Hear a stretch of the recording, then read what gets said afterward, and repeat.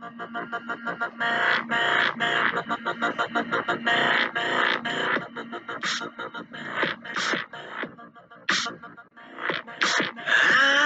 Sports Madness Studios. You're watching Sports Madness here on the Sports Madness Network in our YouTube channel. Thank you so much for joining us today on our, as it was described to me by a friend of mine, our Mega Mix episode. Today we're going to be covering a number of topics. I apologize for being gone for a couple days. We had a miscommunication on what was going to happen with our episode today. We were able to get all that sorted out, and we are now completely underway. We're going to cover the NFL divisional round playoffs, which begin tomorrow. We're also going to cover a couple of fairly substantial college rule changes that are set to kick in this upcoming season. And we're going to talk about the great coaching hire of the Dallas Cowboys. I guess the great coaching case of the Dallas Cowboys. See what we can expect to come from that. We're going to start off with the NFL divisional round playoff. The round kicks off tomorrow at 3:30 p.m. Central Time. You have the Houston Texans traveling to Kansas City to take on the Chiefs. Kansas City comes in a heavy favorite. There's a lot of debate if you watch some of the talking heads on some of the major sporting networks on, how much of a chance do the Texans have in this game? And a lot of them are giving the Texans their due and say, the Texans have a legitimate shot at this game if they do this, and that. No, they don't. No, they don't. And I say that coming from the perspective of a Texans fan. The Texans do not have a chance in this game. In order for Houston to win this game, a lot of things are going to have to happen, and they just don't have it. Especially now with word coming out that Joe Mixon may be out for this game as well. And you've got, not only is Joe Mixon questionable, you've got Azeez Al-Shaair that's also questionable. You've got Robert Woods that's also questionable, and an already depleted receiving core for the Texans. They just don't have the weapons, and the Texans' offensive line has been terrible. They've been awful. And Kansas City's defense is stingy this year, unlike in years past where the Chiefs have been able to rely on the arm and legs of one Patrick Mahomes. This year, they don't have to do that. The Chiefs' defense has been second to nobody. They're a terrific defensive line, terrific secondary. They're just a stout defense. They've got everything going, and the Chiefs are starting to get healthy now. I mean, they've still got, obviously a couple of people still out on injured reserve, but the Chiefs are the far superior team in this game. Houston coming in to the divisional round with a 32-12 win over the Chargers. I think you have to put a fat asterisk by that. I said fat asterisk. But yeah, no, I think you have to put an asterisk by the Texans' victory over the Chargers. They were playing LA as the fires were going on. It's just not, I don't think it's indicative of who this Texans team is. I think that the secondary could cause a little bit of problems for Kansas City. I think they might be able to disrupt Mahomes a little bit. However, they have so many weapons. If the Texans shut down the passing game completely, Kansas City still wins this game on the ground. So I think that Kansas City wins it. I think they win in a rout. I think that we may be looking at a 42-7, 42-10 game. It may not even be that close. I just don't see a way where Houston not only doesn't win this game, I don't think they even keep it competitive. I think that Kansas City is too good. They have too many weapons at their disposal. And the Houston Texans have had a good season. It ends tomorrow. There's no way that Houston wins this game. The nightcap tomorrow will be the Detroit Lions at the Washington Commanders, and I think they got this about right. They've got the two games that should be blowouts on Saturday, and then the two games that should be more competitive on Sunday. Detroit coming in 15-2 on the season. The NFC North champions, you've got Washington Commanders 12-5 in today's game, coming off of that 23-20 win over Tampa. Commanders come in hot. They've been doing just enough to get the job done. You look at their last 5 games. They beat New Orleans on the road by 1. They beat Philadelphia, which is saying something, by 3. They beat Atlanta in overtime. They beat Dallas by 4, and they beat Tampa by 3. They're winning these games, but they're winning them close. And a lot of that goes to the coaching staff. It goes to Jaden Daniels, who's having a terrific season. He's the real deal. And you look at Washington, you look at Jaden Daniels, and you look at what they're going to have down the road. And I don't see Daniels is going to be a success story for years to come. He may be the best draft pick since C.J. Stroud. He may even be better than C.J. Stroud. Detroit's good, though. I picked them at the beginning of the year. I said that Detroit were going to win the Super Bowl this year. And I see nothing really to make me back off from that. The Lions are good. They're very good. The line on this has really jumped, though, since the matchup was announced. Detroit opened a 5.5-point favorite. They're now almost a 10-point favorite. So I'm not sure what made the line jump so much, unless just all the money was going on Detroit to cover. And so they widened the spread. But a 9.5-point spread seems pretty excessive. Kansas City's only an 8-point spread over Houston. And that sounds about right. Well, as far as the spread, like I said, I think that Kansas City absolutely destroys them. I think that Detroit destroys Washington. I don't think it's going to be quite as bad as the Houston game, but I can see this one being, a 38-17 game, 38-20, unless that defense can figure out a way to shut down Daniels. If they can figure out a way to shut down Daniels, then it could get ugly really quick. They held Minnesota to 9 points in their season finale, and that was a game that Minnesota had everything to play for. And they held Minnesota to 9 points.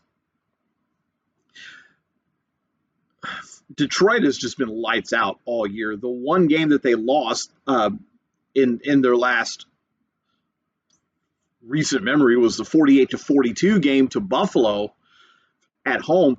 And even that, you score 42 points, you're going to win most times. Their defense just got lit up in that game. And, no worries. Buffalo does that to everybody, so no reason to freak out too bad about that. If you're a Detroit fan, I like Detroit in this game. And the only time that Detroit will be seeing Buffalo again would be in the Super Bowl, which would be pretty cool, because then you're going to see a team win their first Super Bowl, which would be really, really neat. I look at it and, Jaden Daniels has just done nothing but impress this year. He's better than the press given to him. He was underrated coming in, and I said coming in that he was the quarterback, not Caleb Williams, that everybody should be watching out for. And that has definitely proven to be true. Washington 12-5 this year really kind of came out of nowhere, and they've been terrific this year. They really have. And I know we have a lot of Cowboys fans that watch this podcast, and they don't want to hear about how good the Commanders are. They're the real deal. They're a good team, and if they manage to win this game, I think you have to look at them as the NFC favorite in to make it to the Super Bowl. Because they've proven they can beat Philadelphia. They've proven they can beat everybody else left. If they can beat Washington, if they can beat Detroit, look out. They may well be unstoppable, and they may, because they are kind of starting to have that team of destiny look to them. So I'm really curious to see what happens. Now, Detroit, they've looked like a team on a mission all year long. I expect that to stay the same. I think my prediction, I think, will be 38-17 will be my prediction for that one. Moving to Sunday, you have the other NFC matchup. You have the Rams and the Eagles, and this should be quite the game. I feel like the Rams. The Rams won huge against Minnesota. They won 27-9. They just played lights out. They got 10 sacks on Sam Darnold. They were able to get the job done in every way. They have not offensively, they've not really shown much this year. They weren't really expected to do much this year. So the fact that they're 10-7 and in the divisional round of the playoffs shows they've already overachieved. But you look at what the Rams have done offensively this year. Their last few games, they scored 25 against Seattle in a loss. Then they had 13 against Arizona, 19 against the Jets, 12 against San Francisco. All of those were wins, by the way. Then they actually had a win against Buffalo, 44-42. But then 21 against New Orleans, 20 against Philadelphia, 28 against New England. Offensively, they haven't had the great year. They did manage to take out Minnesota 27-9, but again, it wasn't just this overwhelming offensive display. They're gonna have to get their offense on track if they're gonna beat Philadelphia. Philadelphia is a team that's gonna 10-6 you to death. That's their game. They're not going to get up and down the field. They're going to minimize your possessions, and the Rams need those possessions in order to get the points that they've been getting. And, I look at this matchup, and on paper, it looks like it might be fairly even. Philadelphia comes in a 6.5-point favorite. I think that's right, but I also think that the Rams got where they are this week off of pure emotion and adrenaline. They really were playing for something last week, and it was something more than to advance to the next round of the playoffs. They were playing for something that, was in memory of our wives, our family, and our freedom.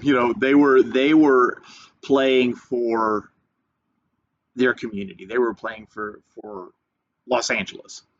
And they acquitted themselves very well. I think their magic run comes to an end this week. I think that the Rams are just going to be a little bit overpowered on this one. I think Philadelphia wins it. I think it's going to be low scoring. I would say probably in the neighborhood of 20-6, if I had to guess. I don't think it'll be a blowout. I don't see either team winning 38-5. That would be amazing, by the way. Team score 5 points.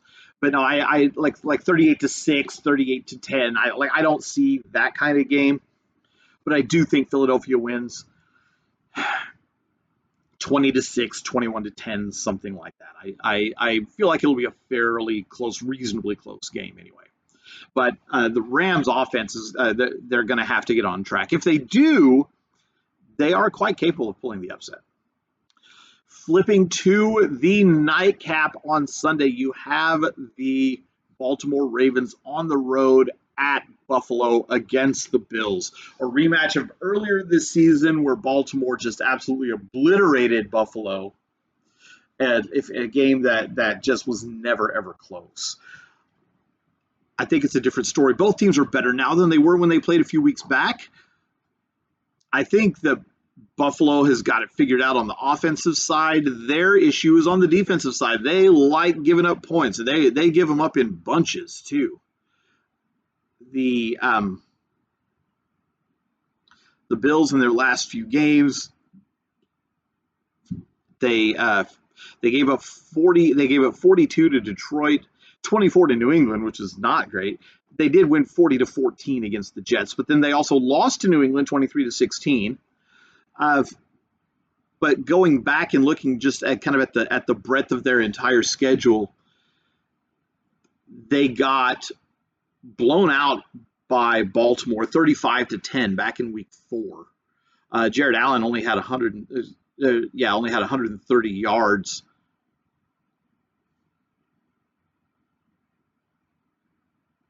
Excuse me. Sorry about that.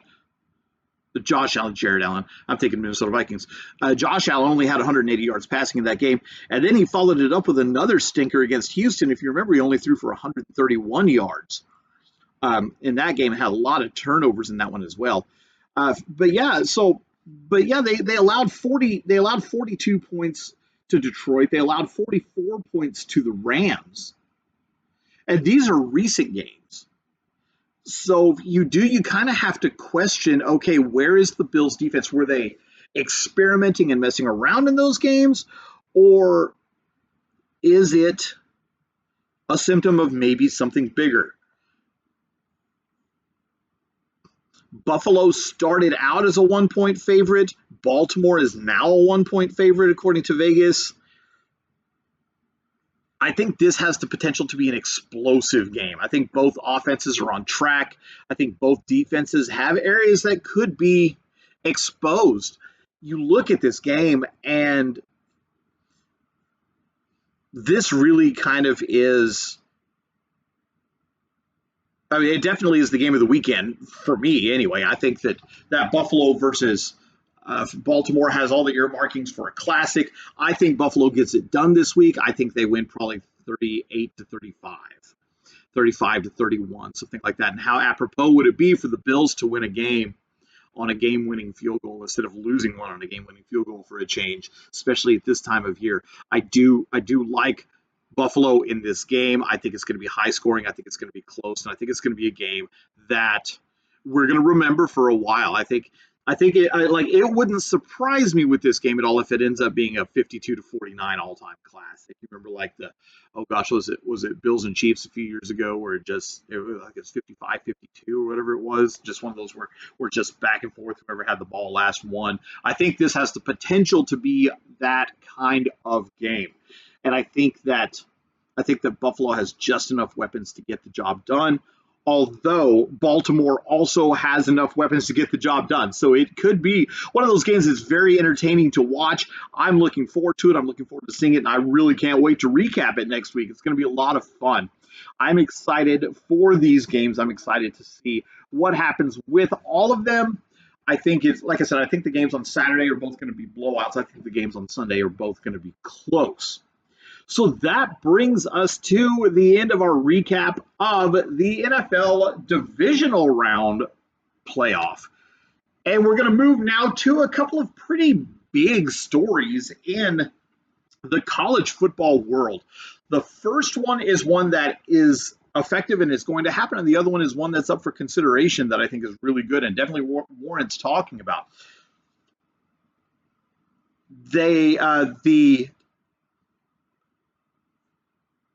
The university presidents have voted unanimously to put a limit on the transfer portal, which I think is a good thing. They've decided that there's going to be one 10-day transfer portal window, and that it will be in January. I think they got this right for the most part. I was listening to Joel Klatt on Fox Sports the other day, and he was talking about this, and he was saying that he figured that this would pass and that it would either be a January transfer portal or a May transfer portal. I think it should have been a May transfer portal because when you have it in January, you run into the issue of students not being able to get on campus because the transfer portal is going to be in place until after the semester has started. Well, if someone wants to transfer, that would have them transferring mid-semester, which isn't going to work. And I think they kind of missed the boat on that one. They should have put it in May, is what they should have done. Get past the end of the school year and then allow for players to transfer. You have your full summer with them, and you get but Vaughn, what about the spring game? Okay, well, that's fine. They missed the spring game. It's not that big a deal. The players that are going to fit into teams and that are going to fit into programs, they'll fit into those programs no matter when they jump in. Where there may be an issue with this, like I said, is that classes start a lot of times, that first week in January or the end of that first week in January. Like this semester, a lot of classes started on the 8th of January. Well, that would still be within the transfer portal window. So what do you do about that then? What do you do about players that enter the transfer portal but they can't enroll in classes? Well, so there's no academic requirement anymore for students as far as like grade point eligibility, but you do still have to be enrolled in classes full time. And so I don't know how they're going to do that. I don't know how they're going to pull this off. I'm sure that there's a contingency plan in place. I'm sure that there's a plan that's been drawn out and written out that the Sports Madness podcast does not have access to at this time.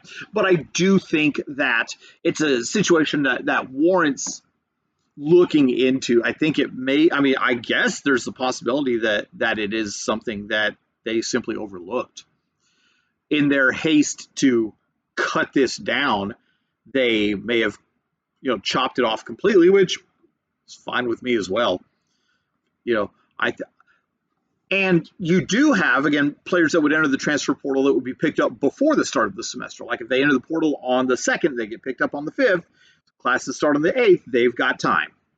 But, you have someone that enters the portal on the 2nd, they don't get picked up until the 12th, and classes pick up on the 8th. Now you've got a little bit of a problem because now you've got to get down to classes. And a lot of times those add drop deadlines kick in and you don't have then the chance to enroll.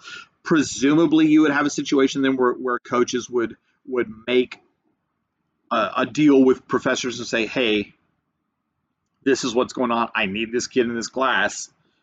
Will you add him? And you can do that with professor approval a lot of times. I know there's some universities where you can't do that, but I know a lot of them, it's kind of after you hit that add drop deadline, it'll be up to the discretion of the professor. And I think a lot of times if the coaches have a good relationship with the professors, then they will take care of that. I do think that something definitely needed to be done about the transfer portal.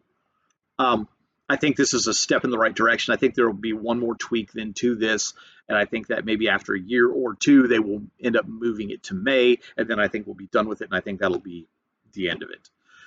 I think that the only other thing that might be added to it is then they put a limit on you can only transfer like once or twice. Because right now you've got X student playing at this school 1 year, this school 1 year, this school 1 year, this school 1 year. And then I think, then you look at the whole, well, okay, so what if a coach leaves? Because a lot of these kids are recruited to coaches. They're not recruited to schools. If a coach leaves, then I think you kind of have to make an exception. I think you open up that transfer portal for the students there that say, hey, you came here because of this coach. Well, this coach is no longer here. We'll give you the opportunity to walk if you choose, or you can remain where you are. And I think that's completely fair, and I think that's valid. And I think that is probably coming. Baby steps here at this point. This got out of control real fast, and I think they're realizing that, and I think that they are starting to take steps to kind of rectify that. What's sad is that this is coming from the conferences and the schools themselves. It's not coming from the NCAA. The NCAA has become the toothless wonder. They have no enforcement whatsoever. They're not even trying at this point. So you kind of have to look at everything that comes into play with that.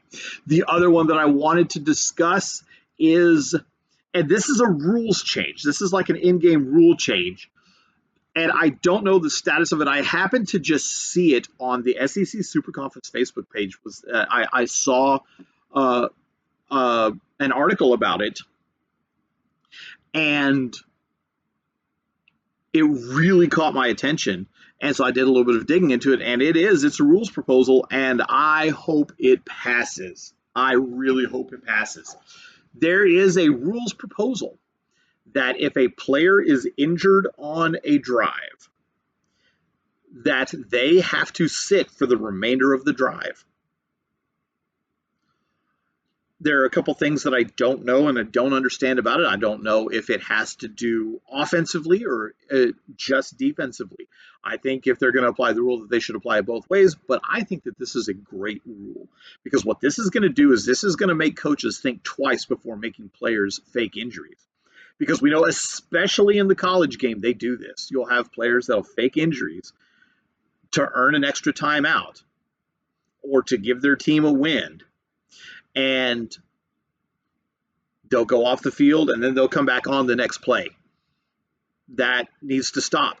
And I think this is going to do that. I think this is going to make coaches think, because if you've got a player and he fakes an injury, well, guess what? Now he's got to sit out the rest of the drive. No matter what the drive ends, if it ends in a score, if it ends in a punt, if it ends in a turnover, it doesn't matter.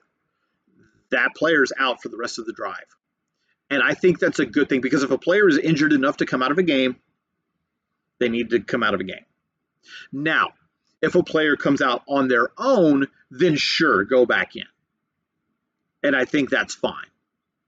Like, there are substitution rules that are already in place. Some of them are good, some of them are not great.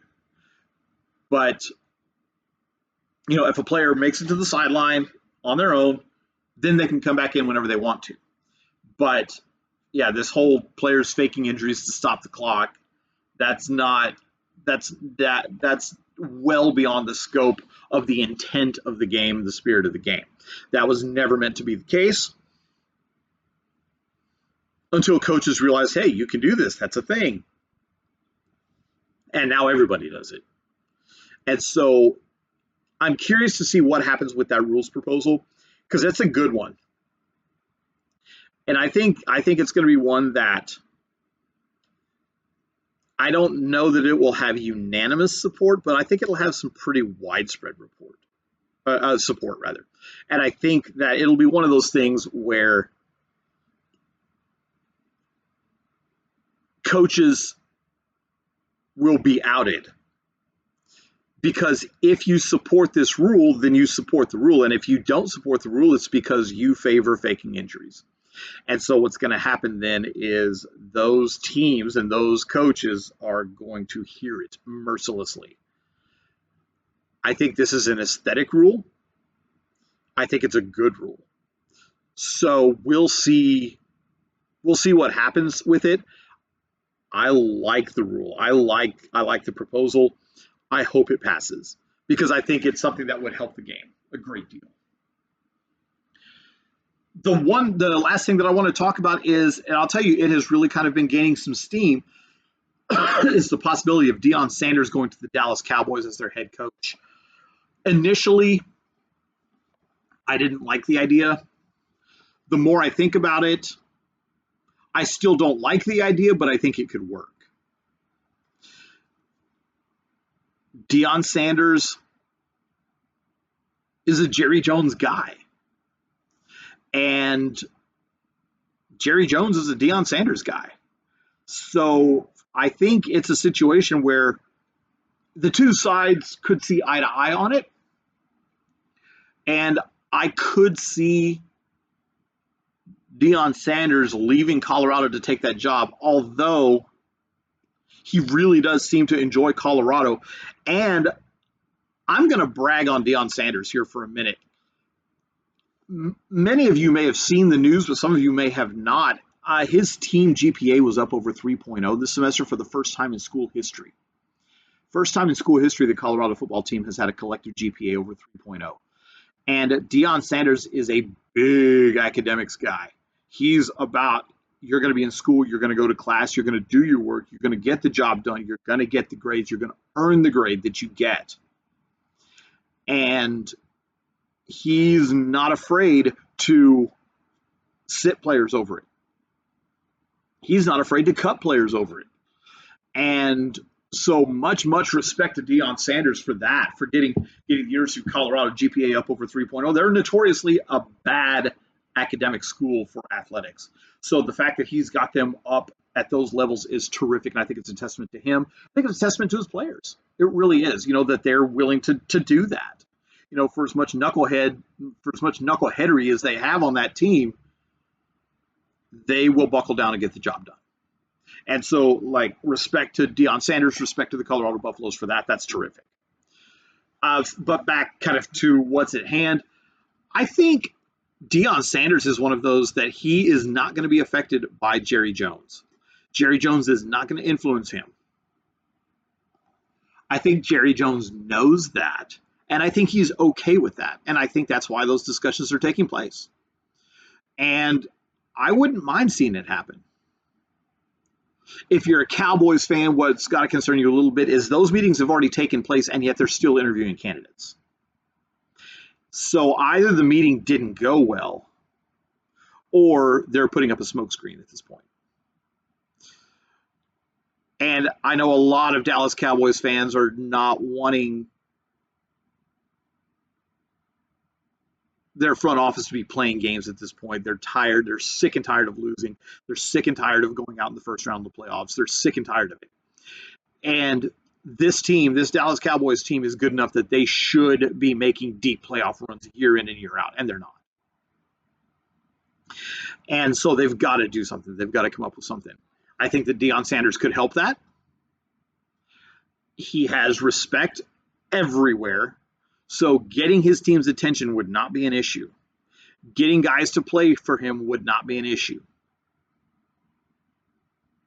And if he can manage to work through the Jerry Jones situation, I think he'd be a great fit for them. I also wouldn't mind, if you're a Cowboys fan. I'm not a Cowboys fan, but I recognize them for what they are. They're the most popular team in America. Love them or hate them, they're the most popular team in America. And, I think they've got to get someone that's going to get the job done for them. They can't have another Jason Witten, or as a friend of mine refers to him lovingly, the Clapper. I don't think that Kellen Moore is the answer. For a coordinator, sure. Not for head coach. I think that Deion Sanders could get the job done. I think they just missed the opportunity to get Bill Belichick. I think that they knew. I think the Cowboys knew a while ago that they were going to let McCarthy go. And I think they had a chance to at least reach out to Bill Belichick and say, hey, this is going to be coming open. And I think they would have gotten him. But alas, Bill Belichick's now in North Carolina, and the Cowboys are twiddling their thumbs again, going all in. So we'll see what happens with that as the saga continues. And I do think it's going to be one of those situations where the dominoes are going to start to fall. Even though Dallas is a little bit behind the eight ball, they waited about a week too long to get rid of McCarthy. I think they're still going to kind of lead the chain of the dominoes falling. I think they're going to make the first move, and then everyone else will follow suit. Because all these people that are up for these other positions, they're going to want to interview with the Cowboys. And so I think Dallas will make their decision, and then everybody else will make theirs. I think that's how this is going to work. I do want to thank everybody for joining us today on another edition of Sports Madness, our 4th episode. We are going to be back on Monday recapping the NFL divisional round, previewing the conference championship rounds. We're also going to give a nice preview of the college football playoff championship game between Notre Dame and Ohio State, which comes on Monday. So we're going to spend a lot of time talking about that one as well. We're also going to have more Australian Open recaps. We're going to talk a little bit of NBA and NHL as well, a little bit of off-season baseball news breaking as well that we're going to cover. And so it's going to be a really full program as we come back on Monday. But until next time, this is David Vaughn reminding you that there are good ships, wood ships, and ships that sail the seas, but the best ships are friendships. May they always be. Until next time, take care and God bless.